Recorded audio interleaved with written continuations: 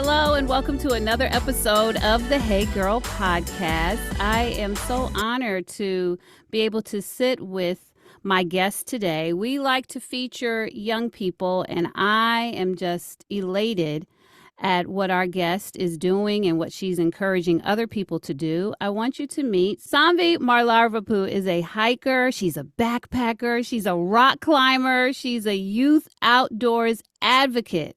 And she started at the age of 6 when she was hiking, and now she has completed some of the toughest and most well-known hikes in the U.S. Welcome. Thank you for joining us today. Thank you so much for having me today. All right. Well, first of all, let's go back to when you were 6. Tell us what was going on and how did you start hiking at such an early age? Yeah, so when I was around 5 years old, I remember my dad visited a national park with his friends, and I'm pretty sure it was Grand Canyons. Yeah, it was Hmm. Grand Canyon National Park, and he Yeah. did rim to rim. And when he got back, I remember him telling my mom about the experience and how much he enjoyed it. Uh-huh. And my mom just became really passionate, and she's like, "I really want to go on a hike too." Oh, So wow. a year later, we were actually on a road trip, and we were going through Kentucky and Tennessee. And then my mom's just like, this is a perfect moment. Let's stop at Mammoth Caves National Park. So we stopped at Mammoth Caves National Park, and my mom really fell in love with hiking and nature. And the next trip we went on was actually we went to Arches in Utah, and we covered a couple more national parks in Utah. And ever since then, we've just been hiking. Wow. Okay, so at age 6, your legs are not quite as long, and it's hard to keep up with the adults. How was that at such an young age, going out and doing that with your parents? It was definitely a tough and fun experience at the same time because, Mm-hmm. again, and physical fitness grows with more practice. Yeah. So, first, you obviously start off with smaller hikes and you kind of work your way up to bigger and bigger hikes. And Mm-hmm. each hike, has a special experience and a special moment for me because each hike makes me grow as a person and also as a hiker. Mm-hmm.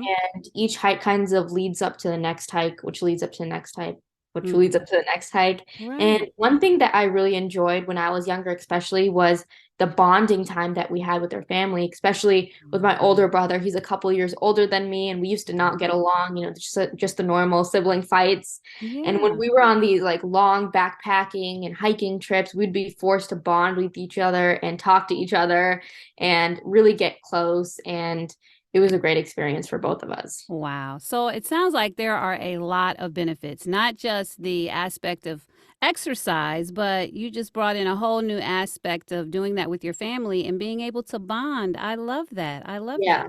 So over 800 plus miles that you have hiked, and over 25 national parks. Talk about some of the climbs that you've done and some of the other places. I know you mentioned the Grand Canyon and you talked about some of the places you went with your parents. What are some other places? Yeah, so one of the probably most memorable hikes of mine is the Half Dome hike, which I did in Yosemite National Park. And I Okay. did this to kind of commemorate my 10th birthday. Okay. And I Wow. remember we started off at 5 a.m. in the morning and we actually ended up leaving the hike or like ending the hike at 1 a.m. in the night. So, well, I guess Yeah. morning again. So Yeah. it was a very long hike, and it was probably the first hike that really pushed me past my boundaries, my mental Mm. and physical boundaries. Mm-hmm. And that's when I really realized, like, what am I hiking for? Why am I doing hiking? Mm-hmm. Why do I have a passion for hiking? And it really kind of established and strengthened my connection with nature. Mm-hmm. And throughout the hike, there were a lot of moments that pushed my mental and physical boundaries, especially when we were climbing the actual half dome. I'm pretty sure I like peed on myself. And on the top of the half dome, I remember my mom was like, I knew this was gonna happen. And she got like changing clothes for us. So we were like literally like changing our underwear on the top of the Oh, half dome. oh my goodness. Oh my goodness. Wow. Yeah. And then in the night when we were getting back, I peed on myself again. So I remember at like 10, 11 p.m. in the night. It was Mhm. pitch black outside. I had my headlight. I was walking in my wet underwear, no shorts on, and I looked down on the ground. It was my feet were all sandy. There were like bugs all over the ground, and Oh my it's just all part of the goodness. experience. Wow. Oh my goodness. So what makes you push through? Because I know you say you were getting to your boundaries. So what was it that was like, okay, I gotta keep. Obviously, you don't want to stay up there forever, but what are you telling yourself mentally to keep going and to keep pushing through? I think first and foremost, mentally preparing yourself for a hike before it starts really Mm. helped me because one thing that I really find is important is mental preparation for a hike. And I think this is one of the most important aspects, even more than physical. I feel like mental preparation is very important because a lot of people, even when they're physically prepared, the mental aspect of that is Yeah. what it sets them back during a hike or during an expedition or when they're climbing a mountain. So I Mm-hmm. think one of the most important things is being prepared for setbacks because hiking can be very unpredictable, and setbacks such as getting lost or encountering unexpected obstacles can happen. And Mm-hmm. also practicing mindfulness. You have to focus on the present moment and the beauty of your surroundings, Yeah. listen to the sounds of nature, appreciate the scenery, and you just have to enjoy the hike and try to enjoy it as much as you can, even if you're in a moment that is not as enjoyable. Yeah. So those two things really helped me throughout the hike, Mm-hmm. especially the setbacks was the hike being extremely hot that day, me peeing on myself multiple times. Um, so I just had to get through that and realize why I was hiking in the first place and why I wanted to be so close to nature and why I really love being around nature. And once I realized those and I had my end goal in mind and I practiced my mindfulness, then Mm. it's just you just race up the mountain. Wow. Okay. This is such a metaphor for life right now as you're talking, because I just feel like you have to mentally prepare yourself as you go on this journey, this hike, and be prepared and then enjoy the present moment. Mindfulness is so important. I think that's when I go on my nature walks, that's what I get out of it. It helps me to be present, to enjoy the water that I see, the waterfalls and the trees and all that. So, wow, it's such a great metaphor for life. So, what is your why? Because you mentioned that. What is your why? Why do you do it? I think I think hiking is just one of the most primal ways to get in touch with nature and connect more with nature Mm-hmm. because there are no distractions around you. It's just you and nature. There's no technology, there's no any distractions you might have in your real world. Mm-hmm. And it's really the time for you to not only self-reflect and learn more about yourself, but Mm-hmm. kind of delve into the knowledge that nature holds because nature has so much knowledge and it can help you find out so much more about yourself. And connecting with nature is not only important for yourself, but it's extremely important for our planet because not only does it help increase the biodiversity in our planet, because spending time with nature actually helps us appreciate the incredible diversity that we have on our planet, from small insects to large mammals, and it can help us protect it for future generations. It Mm-hmm. also helps us how ecosystems work and knowing the relationships between the different species and the importance of maintaining a healthy balance in the ecosystem. Mm-hmm. And it helps us connect with the natural world, which ends up encouraging conservation efforts because the more time you spend experiencing the beauty and wonder of nature firsthand, the more likely you're more likely to support conservation efforts. Mm-hmm. Um, Mm-hmm. and this can actually end up reducing your carbon footprint, which could end up helping the planet.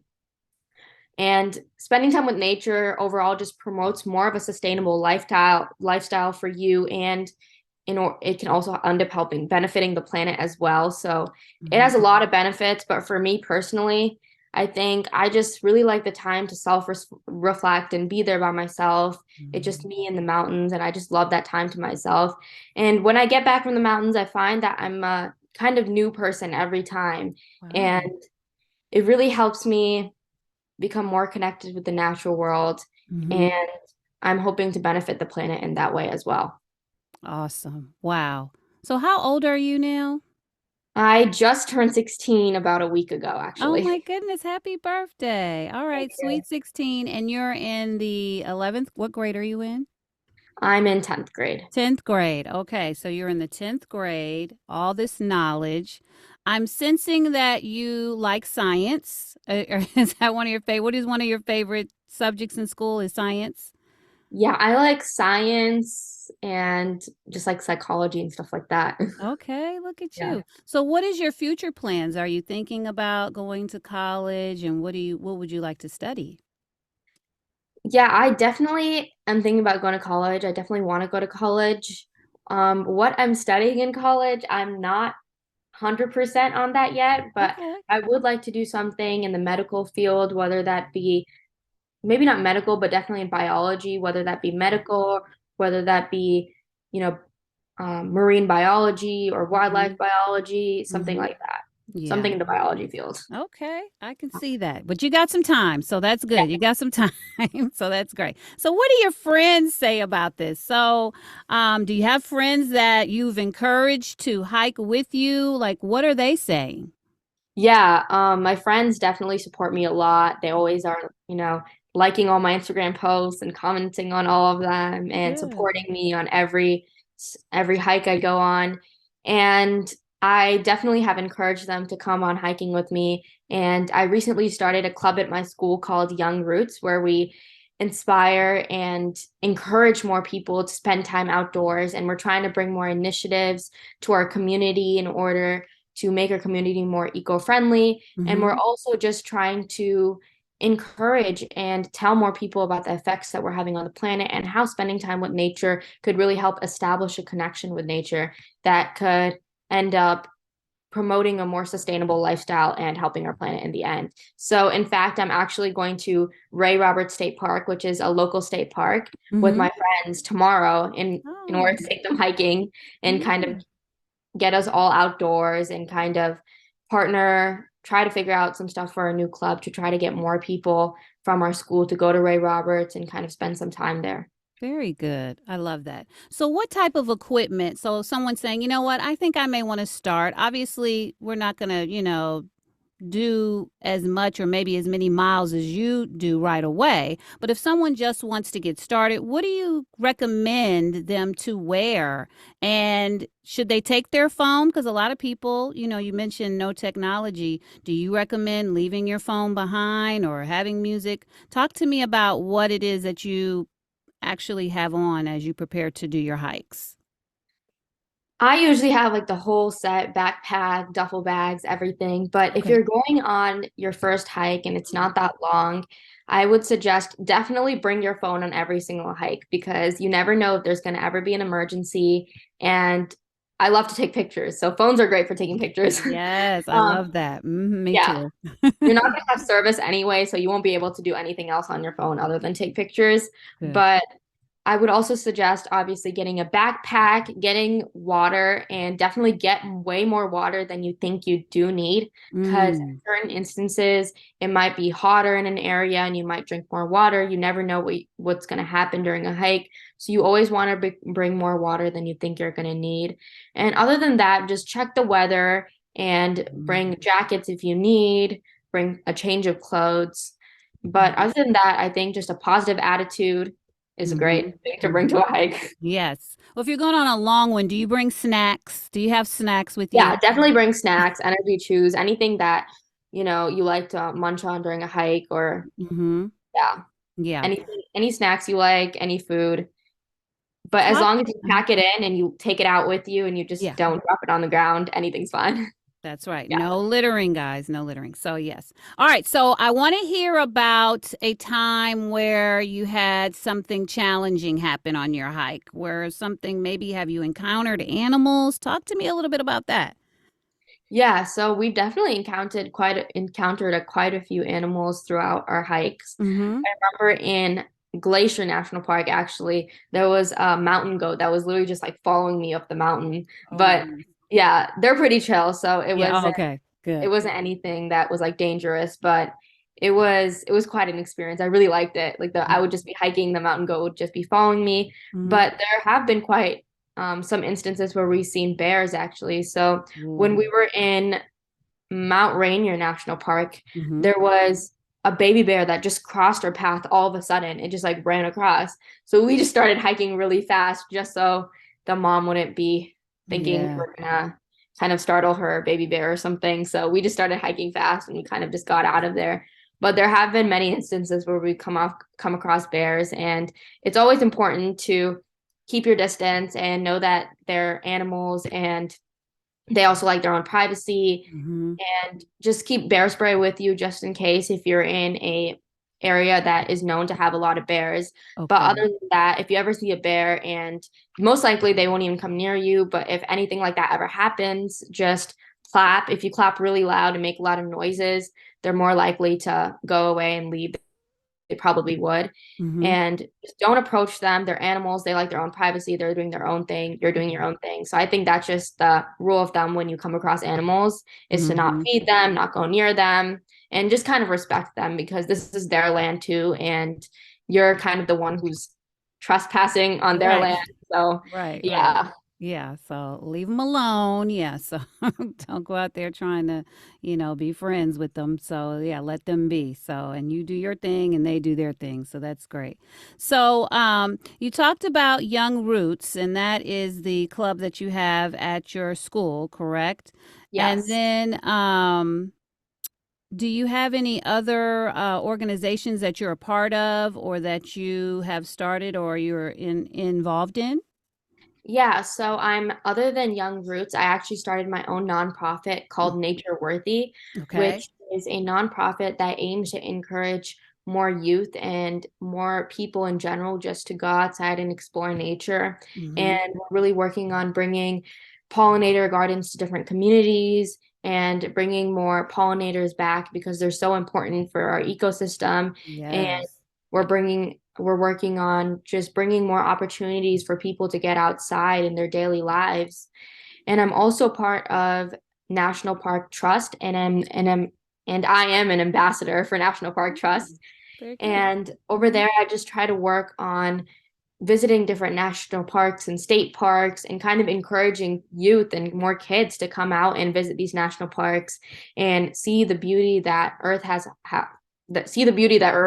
to offer. Yes. And I also have a video series that Mhm. I do on my Instagram called Saanvi Speaks, where I talk about different ways that young children and just people in their daily lives can try to connect more with nature and Mhm. also do little things to become more sustainable and help our planet, such as composting, not wasting food, saving water. I mean, all these things actually add up to so many bigger issues. And Mhm. even just not wasting food one day could really, really make an impact on the planet, because food waste is one of the largest contributors of climate change, because all that food waste ends up going to big landfills, and those Mhm. landfills are the ones that produce all those bad gases that are harmful to our planet.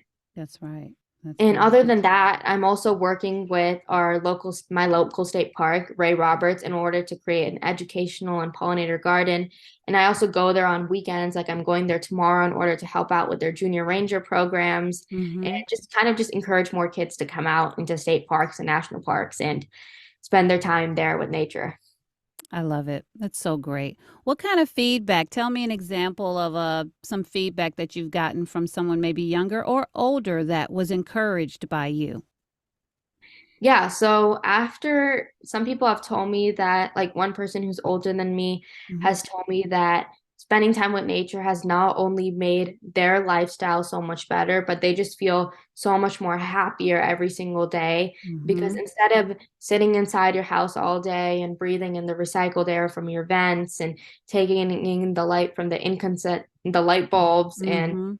instead going outside and feeling the fresh air and the Yes. pure sunlight, and how much it just makes them so much happier, because spending time with nature is actually known to boost your serotonin levels, which can actually make you happier, Mhm. and boost your dopamine levels, which can make you happier. Mhm. So I've received a lot of feedback like that, and just so many families who have gone out into nature and taken their Yeah. families to national parks instead of their other vacation plans, which are Mhm. completely fine as well. But instead, just trying out a new thing and going to a national park has told me how much they've bonded as a family and how much they Mhm. enjoyed it. And that really makes me happy because the more people who connect with nature is the better for the future of our planet.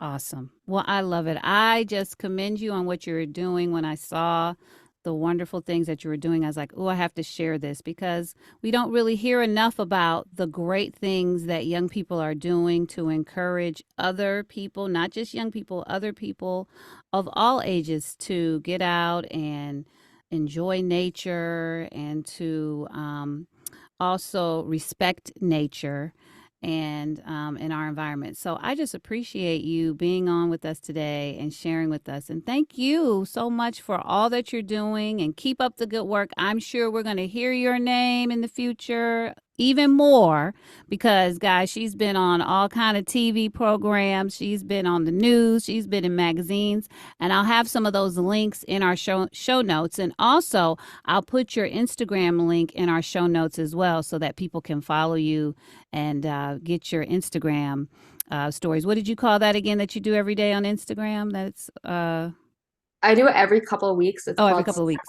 Speaks. Yeah, Saanvi Speaks. It's Saanvi like a Speaks, mini guys. series. Yeah.